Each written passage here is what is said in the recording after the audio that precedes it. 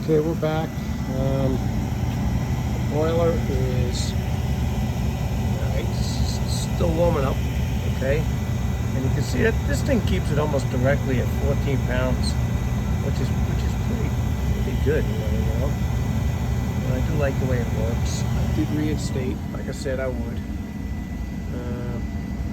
I'm trying to repeat myself.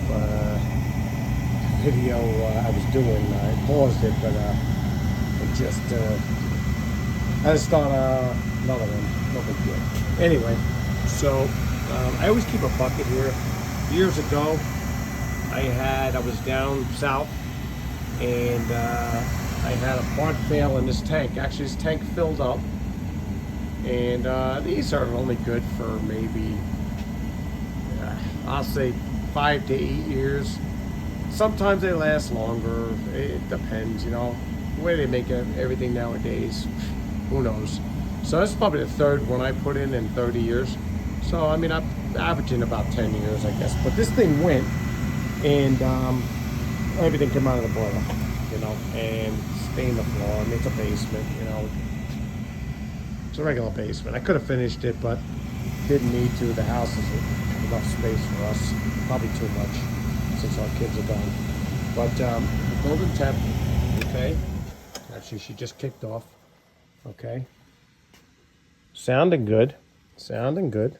Okay, this, I'm listening to the circulator circulating here. This is the upstairs, which was my concern. Downstairs was okay.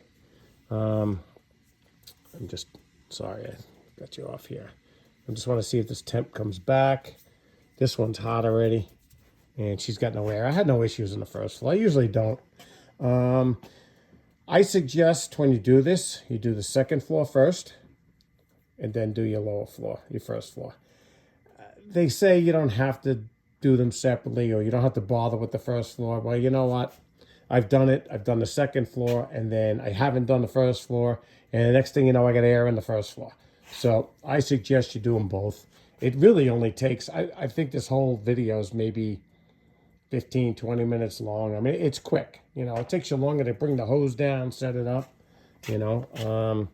We're still ice cold coming back. It's a long way to go for this this zone.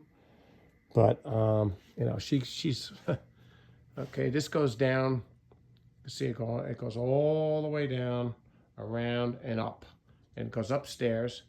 And then coming back, like I said, it goes all the way upstairs, through the bedrooms and everything, and then she'll come back. Actually, I'm sorry, she comes back the same way.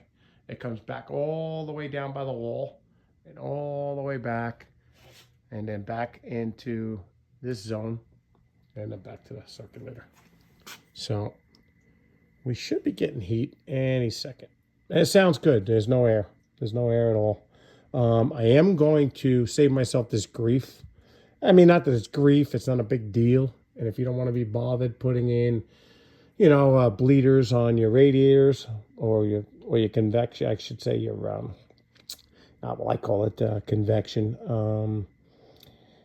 Your fin baseboard, your baseboard. That's the best word I can use. And yeah, she's, you know, you put it, it should be on the last drop, the very last spot where your heat goes back to the boiler. Okay, now I can feel she's coming back. She's starting to come back hot now.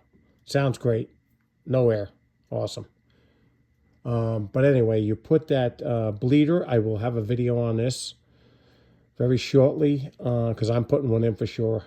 Just went out to do this, you know. I mean, oh yeah, she's red and hot. She's good and hot now, baby. All right. So she's looking good. There goes the burner. I figured she'd kick on because it's ice cold water coming through. But yep, good and hot, coming back, no air. And until next time, guys, we'll catch you on the next video. You have a good day now.